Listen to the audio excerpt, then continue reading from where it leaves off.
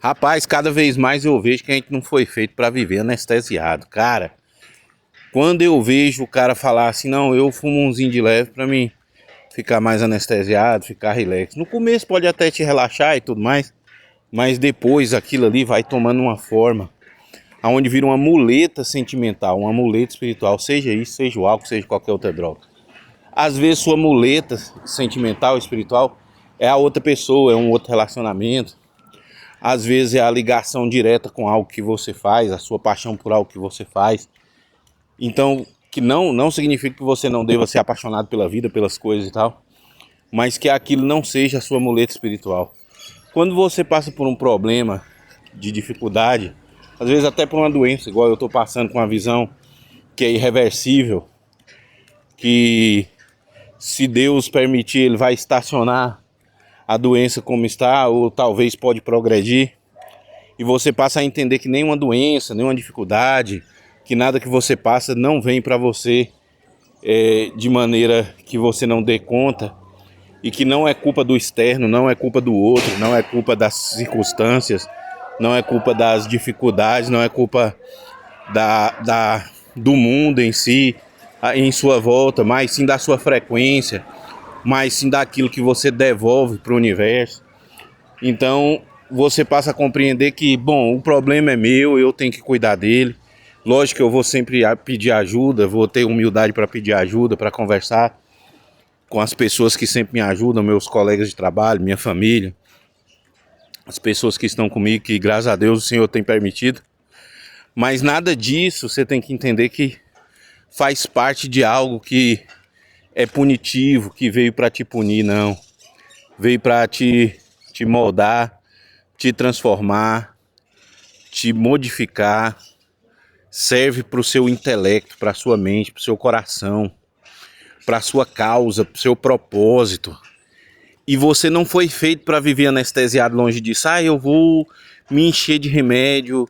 Ah, se você tiver um transtorno, é uma coisa, mas se você não tiver, você não tem que viver se enchendo de remédio, você não tem que viver se entregando ao álcool, ao ópio, a alguma outra coisa, a fumar umzinho, a passar dias e dias intermináveis aí em depressão dentro de um quarto, que a depressão também faz parte de algo viciante, ela vicia, você se tranca no seu próprio mundo, no seu próprio castelo, e você cria também as suas próprias regras, e aquilo vai trabalhando no seu corpo, dificultando a sua dopamina. Você passa a trocar a alegria da sua dopamina de se acordar e de ver o dia. Eu decidi enxergar, eu decidi ver.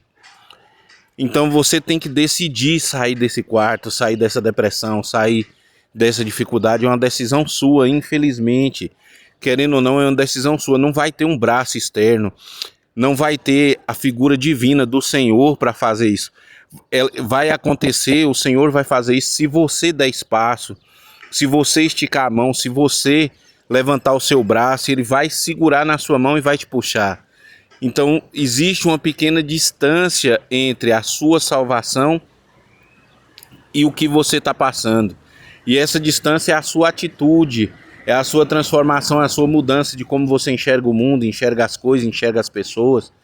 Você tem que ver, mesmo no meio ao caos, viver uma situação de positividade. Você tem, mesmo com dificuldade, você tem que viver uma situação de positividade, mesmo que você esteja para baixo. Às vezes você vai conversar com um amigo, você fala, poxa, eu tô assim, eu tô assado. Mas a esperança que está ali dentro, ela não pode morrer, não pode se desfazer, porque você precisa daquilo. Mais do que ninguém, porque na sua vida é só você por você mesmo. Mesmo que você tenha mulher, tenha filhos, mesmo que você construa casas, tenha carros, tenha riqueza, tenha tudo, vai ser sempre você e você mesmo. O seu maior rival vai ser sempre você mesmo, vai ser sempre a sua mente. E quando você se entorpece a sua mente, você só adia a derrota. Você vai estar adiando a derrota. E eu tô falando isso porque eu conversei com pessoas ultimamente que estavam passando por essa situação e sempre recorriam às vezes a bebida, ou a fumar ou a fazer qualquer outra coisa, ou a prostituição, ou a qualquer outra coisa que tira deles o verdadeiro sabor e o prazer pela vida. Que às vezes a dor é prazerosa quando você passa por ela, quando você sai daquela situação, quando você deixa Deus agir, você vê Ele agir na sua vida. Porque como você iria sentir se não houvesse um alerta? Porque se você não sentisse dor, a dor é o alerta do corpo.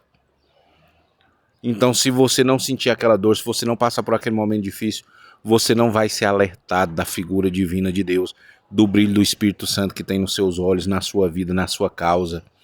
De você com você mesmo, independente de qualquer religião, qualquer lugar onde você estiver, você tem uma centelha divina. É impossível acreditar que tantas organizações foram feitas para que você vivesse na Terra, que tantas combinações de situações fossem feitas para que houvesse vida na Terra e nós fôssemos todos dessa forma, por mais diferente que somos, imagem e semelhança de um Deus.